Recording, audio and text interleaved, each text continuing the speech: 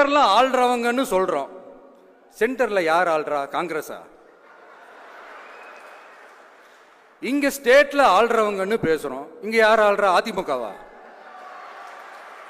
அப்புறம் என்ன பேரை சொல்லணும் பேரை சொல்லணும் புரியலையே. நீங்க தானே கேட்டீங்க, வச்சுக்கோங்க.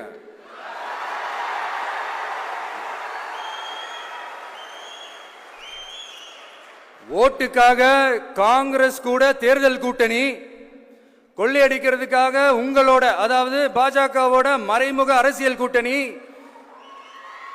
இப்படி உங்க பேரை சொல்லியே மக்களை ஏமாத்துறதும், உங்க பேரை சொல்லியே மக்களை பயமுறுத்துறதும், இப்படி இந்த கரப்ஷன் கபடதாரிகளுக்கு மறைமுகமாக உதவும் உங்க அரசுக்கு ஏஞ்சி தமிழ்நாடு தமிழர்கள்னாலே அலர்ஜி.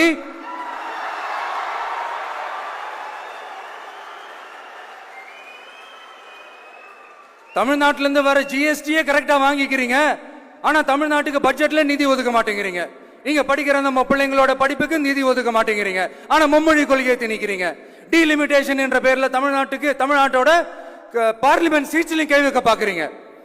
ஒரே நாடு ஒரே தேர்தல் நீங்க ஸ்டார்ட் பண்ணப்பவே புரிஞ்சிருச்சு பிரதமர் சார் உங்க பிளான் என்னன்னு, எங்கெல்லாம் எப்படியெல்லாம் எந்த திசைகள் எல்லாம் இந்த நாட்டை கொண்டு போலாம்னு. சார் உங்ககிட்ட நாங்க சொல்லிக்கிறதெல்லாம், தமிழ்நாட்டை கொஞ்சம் கேர்ஃபுல்லா ஹேண்டில் பண்ணுங்க சார்.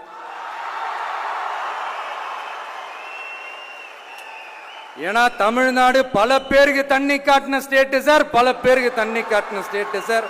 பார்த்து சார், பார்த்து செய்யுங்க சார், மறந்துடாதீங்க சார்.